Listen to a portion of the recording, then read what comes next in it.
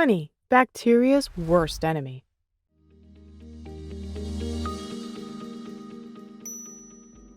Welcome to our new video. This video is going to be all about nature's biggest gift to mankind and bacteria's worst enemy, honey. This sweet, supersaturated nectar is a medicinal marvel, and we're going to discuss it all today. Stick to the end of this video, as this is going to be really informative for you, and you will find some bonus facts that may help you in the future. Honey has been known for its nutritional and medicinal value since ancient times. There are many accounts from the history of mankind where honey has been proved for its therapeutic advantages. It not only promotes wound healing, but it has also demonstrated antibacterial properties, so much so that it is often called bacteria's biggest nightmare. Mechanisms through which honey helps medically. Wound healing and tissue repair.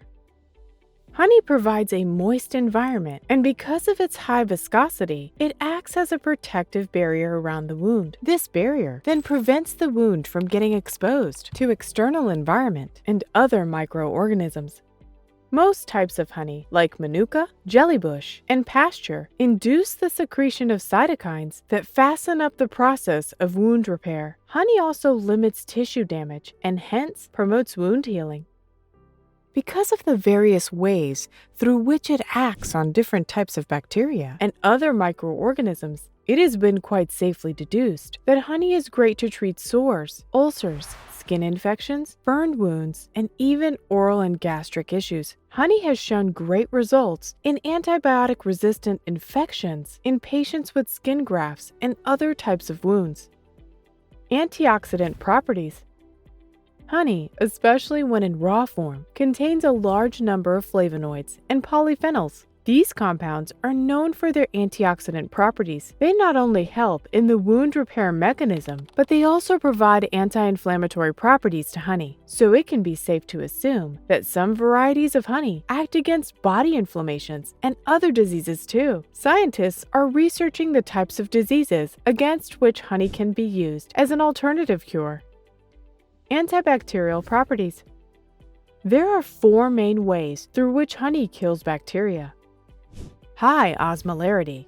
Honey contains more than 80% of sugars, including glucose and fructose, and only around 17 to 20% of water content. Because of its high osmolarity, honey becomes a literal sucker of water. Now, a bacterium contains more water than honey, and so honey has the potential to suck all its water. This not only dries off the bacterium completely, but also kills it. Acidity. The pH of most kinds of honey is around 3 to 5, which is way lesser than the neutral pH value of 7. This makes diluted honey highly acidic and, in turn, significantly bactericidal. Hydrogen peroxide and methyl glyoxal. When honey is diluted, the glucose oxidase enzyme gets activated. This enzyme then oxidizes glucose into gluconic acid and hydrogen peroxide. Gluconic acid increases acidity and makes honey harmful to bacteria. On the other hand, hydrogen peroxide acts as the most dominant factor that kills bacteria by acting directly on their cell wall and thus breaking them apart. All kinds of honey are not rich in hydrogen peroxide. Many types of kinds of honey, like the famous manuka honey, contain phytochemical components like methyl glyoxal and methyl syringate that attribute to unique antibacterial properties to honey. This is the reason why manuka honey is especially used in hospitals too, for medical reasons. Bee defensin 1. This is a protein that is produced by bees to protect their hives from various microbial diseases. Some of this protein often gets in the honey as well, enhancing its antibacterial properties and making it a real terror for bacteria, fungi, and other types of microorganisms. Honey and Clostridium spores. Honey often contains the spores of Clostridium botulinum, bacteria that cause botulism. When these spores mature, the bacterium produces the botulinum toxin, which is considered one of the most lethal substances. It reacts on the nerves and causes nerve blockage and muscle paralysis, leading to death. Around 10% of kinds of honey often become contaminated with the spores of Clostridium botulinum. Now, these spores already have minimal water content, so the high osmolarity of the honey doesn't work on them.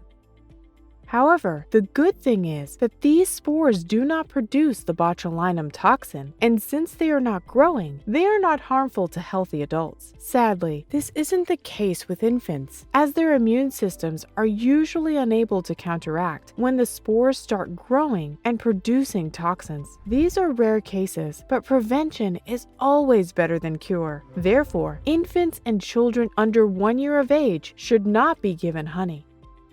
Scientists predict that by 2050, humans will become highly resistant to most antibiotics. This will mean that they will become more prone to catching infections, and the treatment with the help of antibiotics will become nothing short of a dream.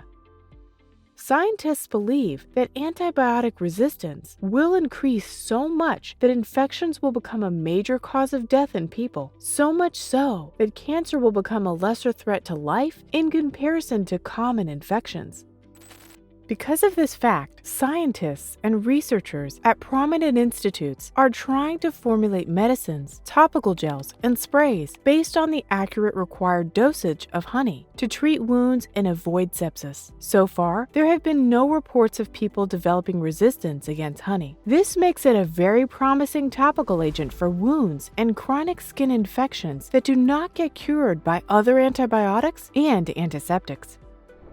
Do you have any interesting experience with honey, and have you witnessed its antibacterial and wound-healing properties personally? If yes, do share your story in the comments section below.